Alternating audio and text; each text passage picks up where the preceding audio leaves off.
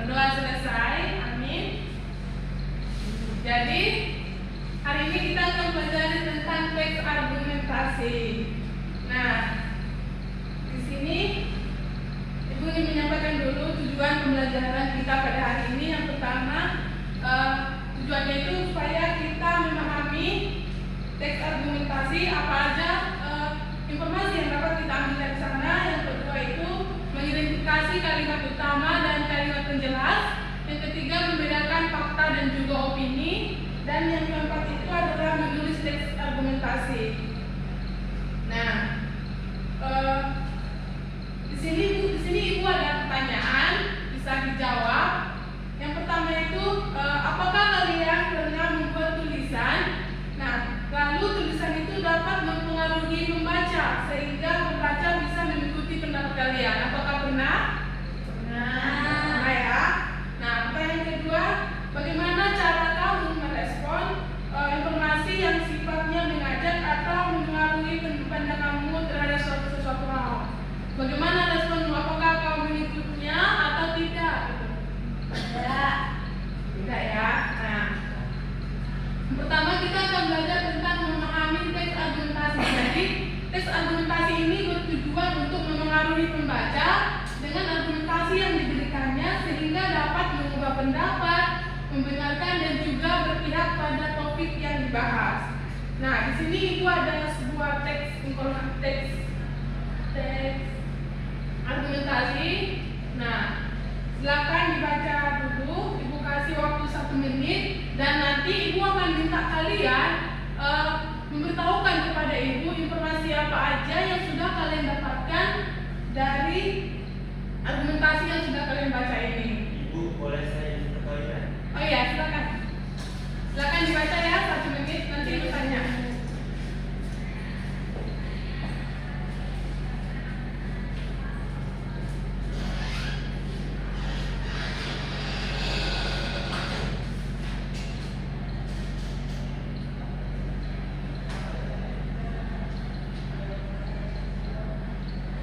Apakah sudah siap dibaca? Sudah, Bu. Nah, kalau sudah siap, siapa yang bisa memberitahukan kepada Ibu informasi apa yang didapatkan dari teks ini? Dari Caniska, silakan. Yang pertama ada informasi fakta, Bu. Ya. Yang saya dapatkan itu penggunaan plastik sekali pakai menimbulkan masalah lingkungan yang serius. Plastik sulit terurai dan dapat mencemari laut, tanah, dan air. Diperkirakan akan lebih dari 8 juta ton plastik yang masuk ke lautan setiap tahun. Kalau informasi opini atau pendapat yang saya dapat itu sudah saatnya masyarakat mengurangi penggunaan plastik sekali pakai dan beralih ke alternatif ramah lingkungan seperti bahan daur ulang atau biodegradable. Pemerintah dan masyarakat harus bekerja sama dalam menciptakan solusi untuk mengurangi dampak plastik tersebut, Ibu. Baik, Saudara Caniska sangat luar biasa. Berikan tepuk tangan buat kawan kita. Nah, selanjutnya kita akan mengidentifikasi kalimat utama dan kalimat penjelas dalam teks argumentasi. Nah, setiap paragraf dalam sebuah teks itu pasti memiliki kalimat utama dan juga kalimat penjelas. Nah, kalimat penjelas ini harus mengikuti atau menjelaskan dari kalimat utama. Nah, di sini sudah ada sebuah kalimat, sebuah paragraf yang sudah Ibu buat. Nah, dari paragraf ini kita bisa menentukan yang mana kalimat utamanya dan mana yang kalimat penjelasnya. Dari anak-anak Ibu sekalian, apakah ada yang tahu mana kalimat utama di sini? Kalimat utama, Ya. Jadi dari paragraf ini kalimat utamanya adalah turbulensi harga pangan terus berulang karena pemerintah tak mau menyentuh akar persoalan. Nah, itu adalah kalimat utama. Dan kalimat penjelasnya adalah kalimat-kalimat yang mendukung kalimat utama tersebut, yaitu solusi yang ditempuh hanya di level permukaan. Kalimat yang kedua, pemerintah amat sibuk mengurusi pasokan. Kalimat pendukung yang ketiga, itu pemerintah lupa pasokan yang memadai tak berarti apa-apa.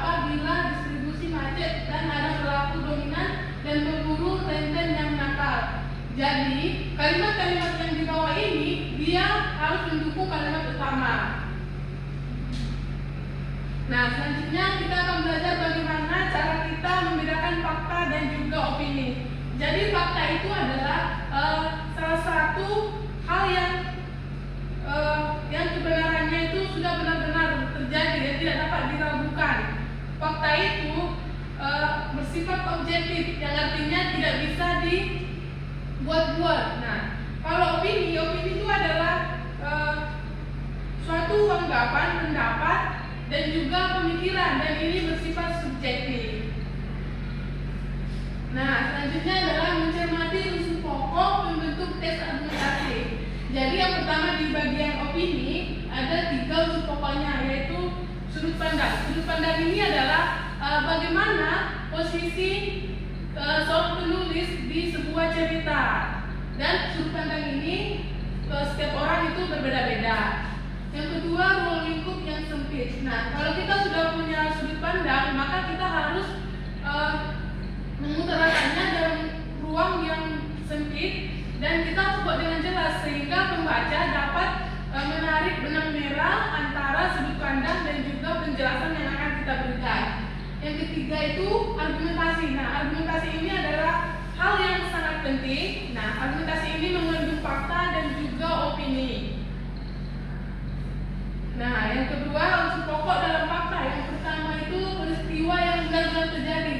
Jadi juga sudah dijelaskan bahwa fakta ini tidak bisa dibohongi. Hal itu karena dia sudah objektif, tidak dibuat-buat. Yang kedua bersifat objektif. Nah, bersifat objektif itu artinya dia itu benar-benar ada. Nah, selanjutnya adalah menulis teks argumentasi. Yang pertama adalah di sini ada langkah-langkah. Yang pertama menentukan tema. Nah, sebelum kita menulis teks argumentasi, kita terlebih dahulu menentukan tema apa atau isu apa yang akan kita tulis. Yang kedua itu merumuskan pokok permasalahan. Nah, setelah kita menentukan tema, maka kita merumuskan pokok-pokok permasalahan dari isu yang sudah kita angkat. Yang ketiga menyusun kerangka. Setelah kita mendapatkan rumusan pokoknya, kita menyusun kerangka mulai dari pembukaan, isi, dan juga penutup. Nah, setelah itu kita bisa dapat mengembangkan kerangkanya menjadi kalimat yang utuh dan juga paragraf yang padu. Yang kelima adalah menyunting. Nah, dalam tahap menyunting ini, disinilah saat kita menulis, disitulah kita memeriksa ejaan, kata baku, dan apakah paragrafnya sudah utuh, sudah padukah, seperti itu. Apakah anak-anak semua mengerti?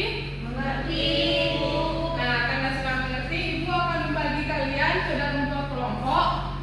Kelompok 1, kelompok 2. Ibu sudah menyiapkan KPD, di mana kalian di sini harus dapat menulis sebuah tes argumentasi dari langkah-langkah yang sudah Ibu jelaskan tadi. Ya, Ibu kasih waktu 2 menit ya. Kelompok 1. Ya, silakan dikerjakan.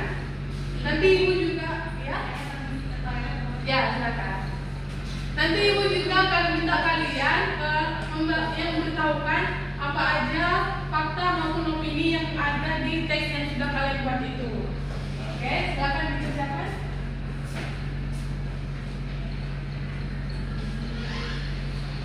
Ada yang mau tanyakan? baik.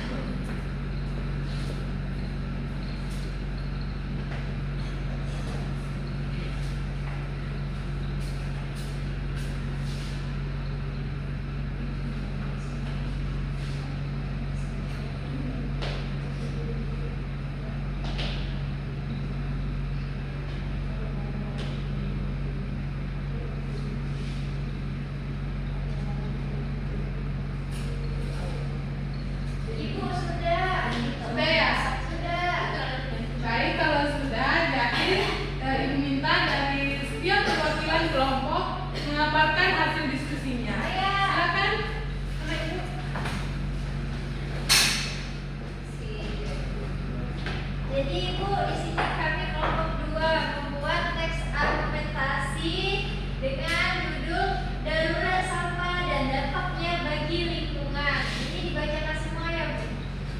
Kalian hanya perlu memberitahukan apa aja fakta yang di dalam teks yang sudah kalian buat dan apa aja opininya. Oh, jadi Ibu, di sini kami membuat teks permasalahan yang paling besar di Indonesia itu ialah masalah sampah. Karena banyak sampah yang penggunaan sampah, apalagi di Indralaya ada loh sampah yang penggunaan di sebelah sana. Terus sampah rumah tangga plastik itu juga banyak ya. Nah, perlunya adanya langkah efektif bagi kita untuk memangkas jumlah plastik supaya alam tetap sehat. Nah, sampah yang tidak terkontrol bisa menimbulkan banyak bencana. Ini fakta ya Ibu, seperti banjir yang memang sering terjadi. Apalagi yang berita terbaru ini ya Ibu ya, banjir-banjir di Sumatera. Terus satu di antara penyebabnya adalah pelaku masyarakat yang selalu membuang sampah sembarangan. Nah, untuk hal ini perlu adanya pendidikan mengenai sampah dan cara membunganya dengan baik dan benar. Nah, pemerintah itu juga perlu meningkatkan kesadaran dan memberi sanksi tegas supaya masyarakat patuh dan disiplin dalam membuang sampah. Itu aja Ibu dari kelompok 2. Terima kasih. Ayo kita teman kelompok 2 sangat bagus ya. Ya. Selanjutnya kelompok 1 dipersilakan.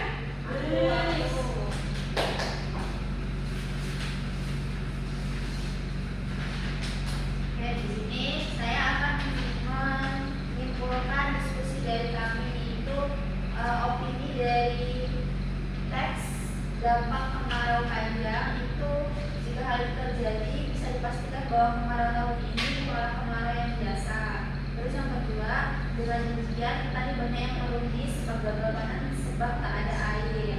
Kemudian untuk faktanya itu ada juga. Yang pertama, musim kemarau pada tahun ini merupakan kemarau terparah dalam kurun 10 tahun. Kedua, hujan tak turun selama 6 bulan mengakibatkan tanah dan sumber air menjadi kering. Dan yang ketiga, menurut BMKG tahun ini hujan diprediksi turun pada bulan Agustus. Sudah Bu, sekian. Terima kasih. Sangat baik sekali ya. Silakan berikan tepuk tangan kepada kalian.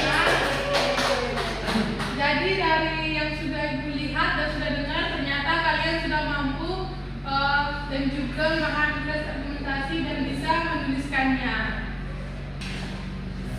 Nah, di sini juga Ibu memberikan tes sama kalian karena kita sudah selesai mempelajari tes argumentasi. Ini bisa di-scan dan kalian harus bisa mengerjakannya. Di sini sudah ada soal 5 pilihan berganda dan 5 soal esai. Nanti dikerjakan saja.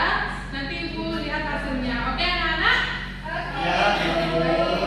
Nah, jadi sebelum kita selesaikan pembelajaran kita akan menarik kesimpulan terlebih dahulu dari pelajaran kita pada hari ini. Jadi buat anak-anak semua, siapa yang bisa memberikan kesimpulan pelajaran kita pada hari ini? Ada Ibu. Jadi kesimpulan pelajaran kita hari ini adalah teks argumentasi ini adalah teks yang berisikan fakta dan juga opini. Nah, fakta ini adalah sesuatu yang bersifat objektif, yaitu tidak bisa dibuat-buat dan itu adalah hal yang nyata. Sedangkan kalau opini itu adalah pendapat, tanggapan maupun komentar dan bersifat subjektif dan kebenarannya masih dipertanyakan. Nah, di sini juga Ibu memberikan penguatan kepada kalian dari profil Pancasila kita pada hari ini, yaitu bernalar kritis. Jadi sikap kritis itu merupakan kemampuan yang harus dimiliki berkaitan dengan berpikir secara jernih dan rasional tentang berbagai hal yang harus dilakukan dan informasi yang harus dipercayai. Nah, jadi Ibu harap setelah belajar dari argumentasi ini, anak-anak Ibu bisa lebih semangat ke depannya, semangat belajar, dan jangan lupa berdoa juga.